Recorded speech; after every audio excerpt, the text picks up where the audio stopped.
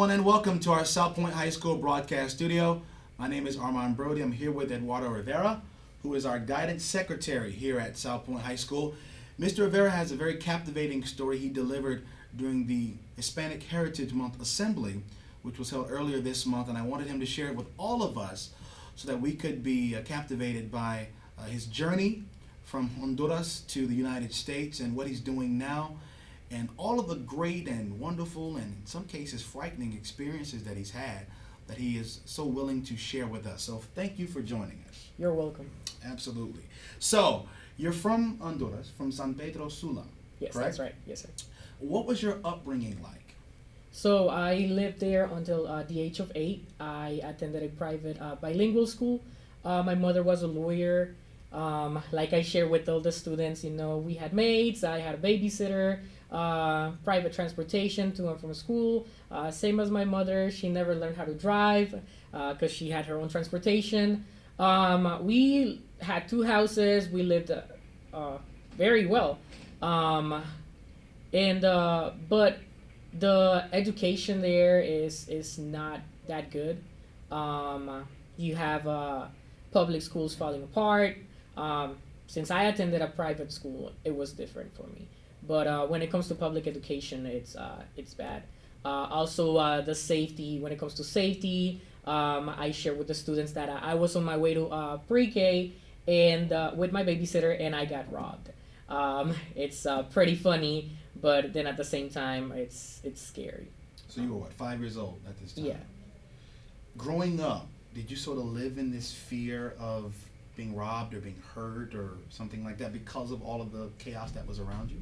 After that happened, yeah, and then the neighborhood where we lived at, I wouldn't say it was a bad neighborhood. It was an okay neighborhood, but from time to time you would have gangs having fights in the middle of the night. You would hear gunshots, and you would just have to get under the bed and try to find somewhere to hide, just in case of a stray bullet or anything like that.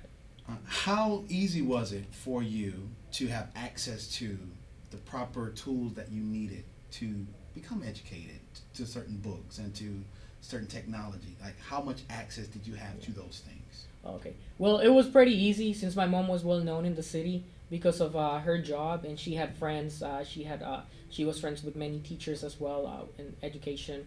And again, since it was a private school, and again they knew who she was, it was pretty easy for me to get whatever I needed.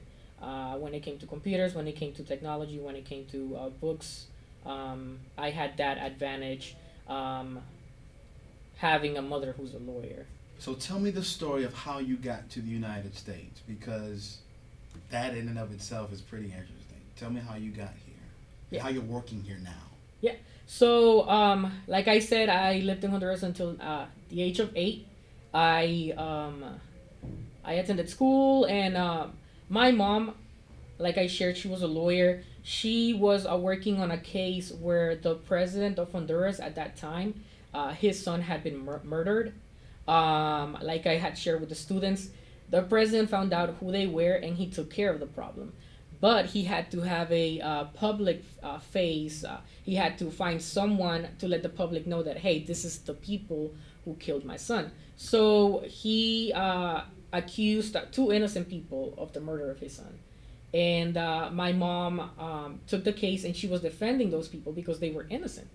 And one day she got a call saying, that they would pay her $20,000 in $20 bills if she dropped the case. She said no. She opposed to it. So later on after that, she started receiving threats saying, hey, we know where your son goes to school. Random cars driving around our house.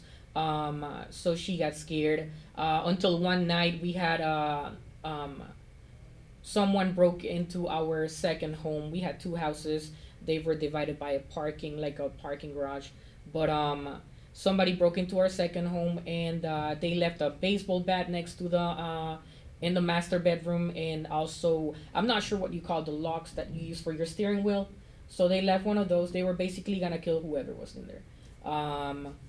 She was scared. We had a family meeting the next day, and she decided that it was best for us to come to the U.S. Um, I'm not sure if you want me to explain every single little thing when it comes to how the process goes. Yeah, I want to hear how. What was the process of you getting into the United States? What obstacles did you encounter? How did you get here? Yeah. Okay. So, like I told the kids, there is a legal way to come to the U.S. and an illegal way, of course. We chose the illegal path because we didn't have time, and also since she was receiving threats from the government, you can't really go out to the government and ask for help. So we chose the illegal way. We traded our homes for as some sort of payment. Um, to a coyote. You call them coyotes or coyote.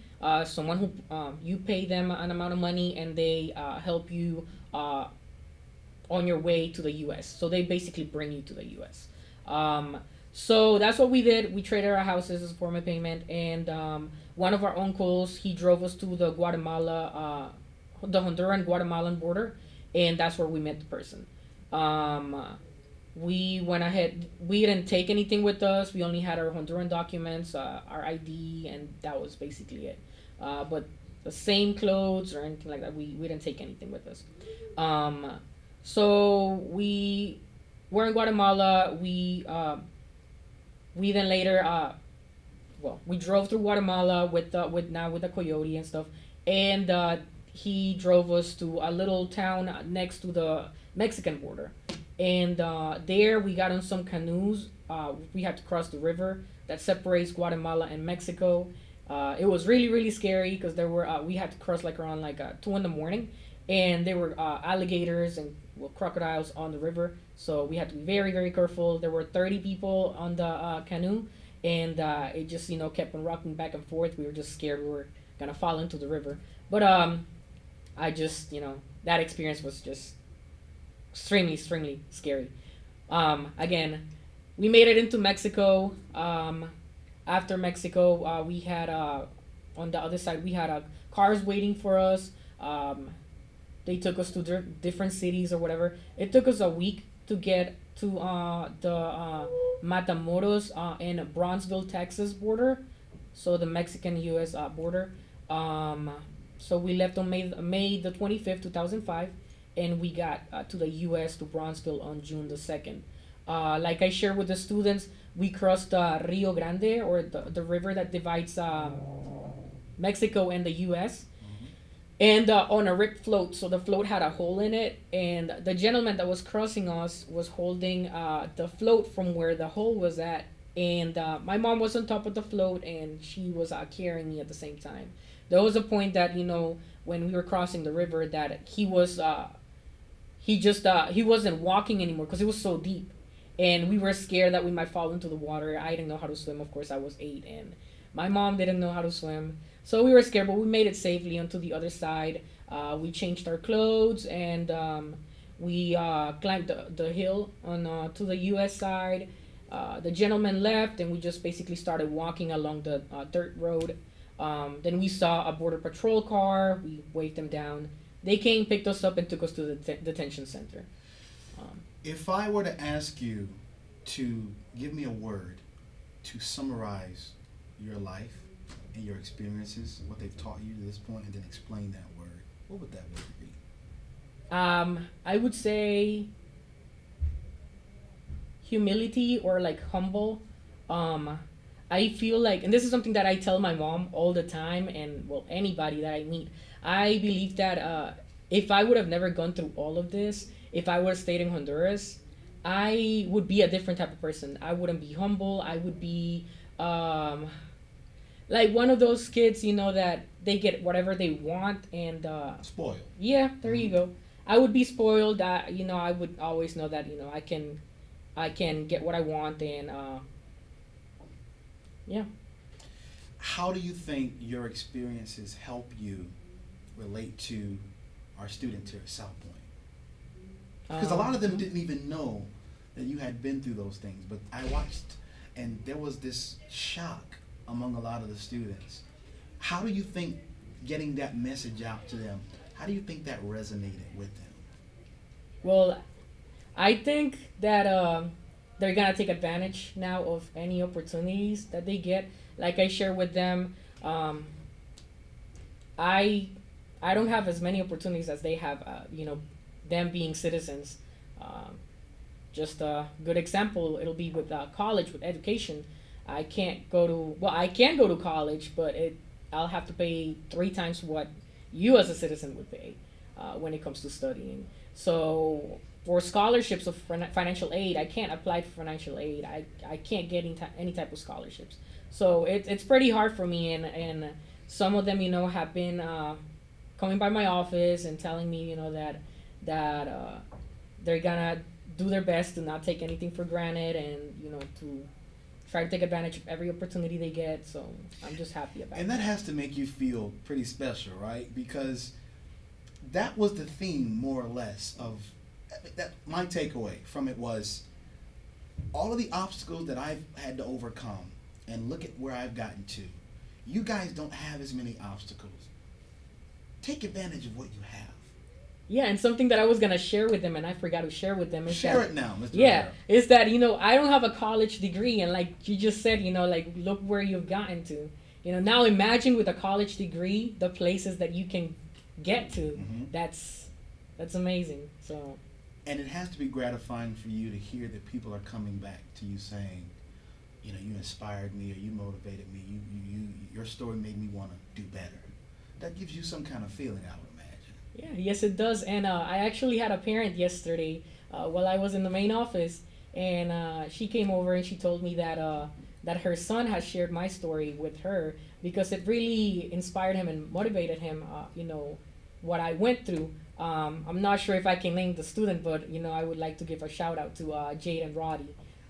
He shared that with his mom, and she thanked me yesterday for that. So, how can your story help bring people together, you think?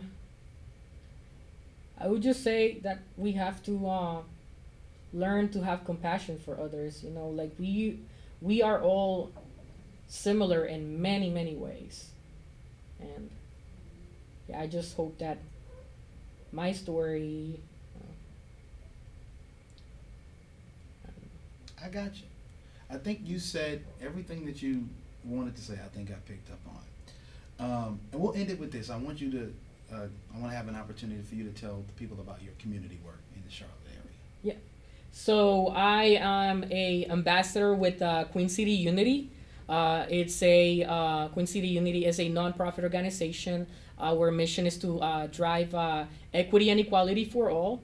And I'm also a CMPD volunteer.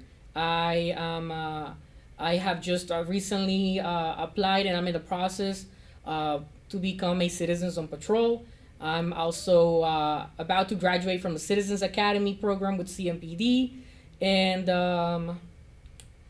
something that I had shared with the students is that I took the opportunity to take a picture with Robin Roberts while I was in New York City from Good Morning America.